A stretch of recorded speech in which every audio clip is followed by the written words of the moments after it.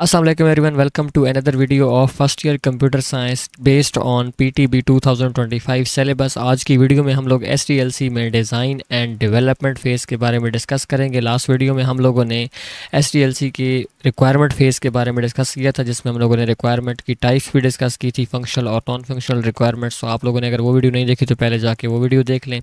Video के related आपको and पे नोट्स भी मिल जाएंगे, जिससे आप अपने क्लास टेस्ट या बोर्ड की प्रिपरेशन कर सकते हैं। तो वीडियो कंटिन्यू करने से पहले हमारे चैनल को सब्सक्राइब कर लें। So let's start. ओके, तो सबसे पहले हम देख लेते हैं कि डिज़ाइन फेज़ क्या होता है। डिज़ाइन फेज़ में हम बेसिकली प्लान करते हैं कि हमारा सॉफ्टवेयर कैसा दिखेगा और ये कैसे काम कर रहा होगा, यानी इसकी वर्किंग को समझने के लिए और इसकी यूज़र इंटरफेस को समझने के लिए हम कुछ डिज़ाइंस बनाते हैं। ये ऐसी है जैसे घर बनाने से पहले हम उस घर का एक मैप बनाते हैं या उसका एक ब्लूप्रिंट बनाते हैं, जिससे हमें घर के स्ट्रक्चर का पता चलता है। सेम वैसे ही सॉफ्टवेयर के स्ट्रक्चर को समझने के लिए सॉफ्टवेयर के डिज़ाइन फेज़ में से हमें गुजरना पड़ता है, और इसमें 4 तरह की एक्टिविटीज़ इन्वॉल्व होती हैं। फर्स्ट ऑफ ऑल हम डायग्राम्स क्रिएट करेंगे। डायग्राम्स क्रिएट करने में क्या होगा, इसमें हम सॉफ्टवेयर के डिफरेंट पार्ट्स एक दूसरे के साथ कैसे कनेक्ट हैं और ये एक दूसरे के साथ कैसे मिलके काम कर रहे हैं, ये चीज़ शोकेस करवाने के लिए डिफरेंट टाइप ऑफ डायग्राम्स बनाते हैं। जैसे फॉर एग्जांपल फ्लो चार्ट एक डायग्राम है जो हमें बताती है कि सॉफ्टवेयर किसी भी टास्क को कंप्लीट करने के लिए कौन कौन से स्टेप्स में से गुजर के जा रहा है। इसी तरीके से UML डायग्राम्स भी होती हैं, ER डायग्राम्स भी होती हैं। ये दोनों आपकी बुक में नहीं है, बट इंशाल्लाह आगे भी हम इन दोनों को भी डिस्कस कर लेंगे जब हम डिज़ाइन फेज़ डिटेल में डिस्कस कर रहे होंगे। अब सेकंड जो एक्टिविटी इन्वॉल्व होती है डिज़ाइन फेज़ में, उसको हम कहते हैं डेवलप मॉडल। इसमें बेसिकली हम दिखाते हैं कि सॉफ्टवेयर का यूज़र इंटरफेस कैसा होगा, यानी सॉफ्टवेयर के स्ट्रक्चर को यूज़र इंटरफेस की फॉर्म में शो करवाना। और इसमें हम मॉकअप्स भी बनाते हैं। मॉकअप यही होते हैं कि जैसे ये अभी हमने एक ऐप को यहाँ मोबाइल में भी शो करवाया हुआ है और इसी ऐप को हमने लैपटॉप पे भी शो करवाया है। तो मॉकअप यही करते हैं कि ये रियल लाइफ में एक्चुअल में दिखेगा कैसा सॉफ्टवेयर जब ये लैपटॉप में चलेगा या जब ये मोबाइल में चल रहा होगा। तो डेवलप मॉडल में यानी यूज़र कैसे सॉफ्टवेयर के साथ इंटरेक्ट करेगा, इस चीज़ को शोकेस करवाने की डिफरेंट टेक्निक्स होती हैं। उसमें से एक टेक्निक है मॉकअप।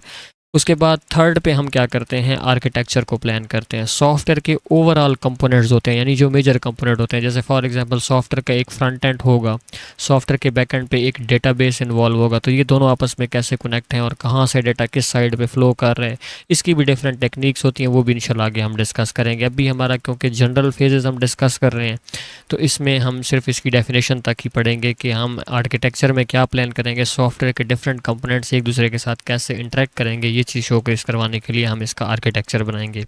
अच्छा, अब जब हमने ये तीनों टेक्निक्स अप्लाई कर ली, पहली technique create diagram, second develop model और प्लान आर्किटेक्चर, ये तीनों चीज़ें बना के हम यूज़र की तरफ भेजेंगे और कुछ फाइनल रिक्वायरमेंट्स हमारे पास होंगी। पहले यूज़र ने कुछ रिक्वायरमेंट्स दी थी, फॉर एग्जांपल यूज़र ने 10 रिक्वायरमेंट दी हैं।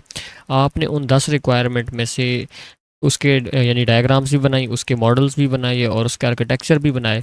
तो एट द एंड आपकी जो फाइनल रिक्वायरमेंट्स होंगी, जो कस्टमर अब फाइनल रिक्वायरमेंट देगा कि हाँ ये चीज़ें मुझे अब सॉफ्टवेयर में बना के दे दो, ये चीज़ें बेशक आप एक्सक्लूड भी कर दो, तो हम जो फाइनल रिक्वायरमेंट्स होंगी वो भी डिज़ाइनिंग फेज़ में एट द एंड स्पेसिफाई करेंगे।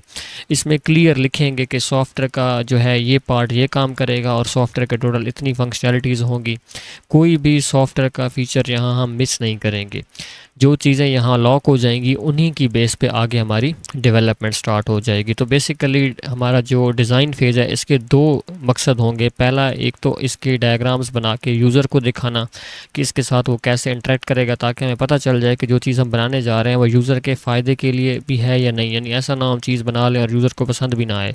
तो इन 3 टेक्निक से जब हम डायग्राम्स बना के यूज़र को दिखाएंगे या यहाँ पे हम उसको यूज़र इंटरफेस दिखाएंगे, तो उससे हमारी आधी क्लैरिटी हो जाएगी कि सॉफ्टवेयर हमारे यूज़र को पसंद आने वाला है या नहीं आने वाला। और सेकंड, यहाँ पे हमारे पास जो इम्पोर्टेंट चीज़ होती है कि हमने रिक्वायरमेंट्स को फाइनलाइज़ करना होता है। जब हमारे पास रिक्वायरमेंट्स डिज़ाइन फेज़ के बाद फाइनलाइज़ हो जाती हैं, तो उसके बाद हमारे पास SDLC का नेक्स्ट फेज़ आता है, जो कि डेवलपमेंट का फेज़ होता है।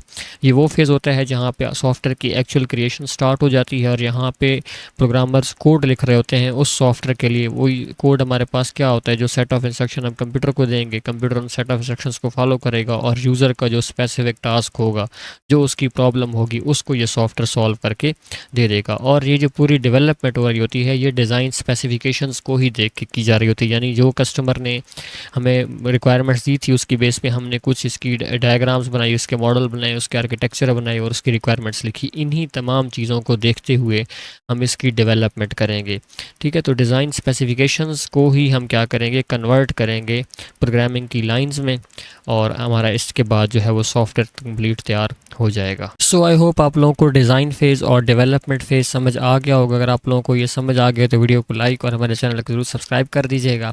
साथ आपको डिस्क्रिप्शन बॉक्स में इसके रिलेटेड नोट्स भी मिल जाएंगे, तो नोट्स में जो चीज़ लिखी हुई है आप यहाँ से इसको याद भी कर सकते हैं। इंशाल्लाह नेक्स्ट वीडियो में हम लोग इसके बकाया जो फेजेज़ हैं जिसमें टेस्टिंग, डिप्लॉयमेंट और मेंटेनेंस हैं वो कंप्लीट करेंगे, और नेक्स्ट वीडियो के साथ हमारा SDLC भी कंप्लीट हो जाएगा। नेक्स्ट वीडियो में इंशाल्लाह आप लोगों को शॉर्ट क्वेश्चंस और लॉन्ग क्वेश्चंस भी बताए जाएंगे जो इस टॉपिक में से बन सकते हैं। तो आई होप आप लोगों को वीडियो अच्छी लगी होगी। वीडियो अगर आप लोगों को अच्छी लगी है तो वीडियो को लाइक और हमारे चैनल को जरूर सब्सक्राइब कीजिएगा। मिलेंगे नेक्स्ट वीडियो में, तब तक के लिए अल्लाह हाफिज़।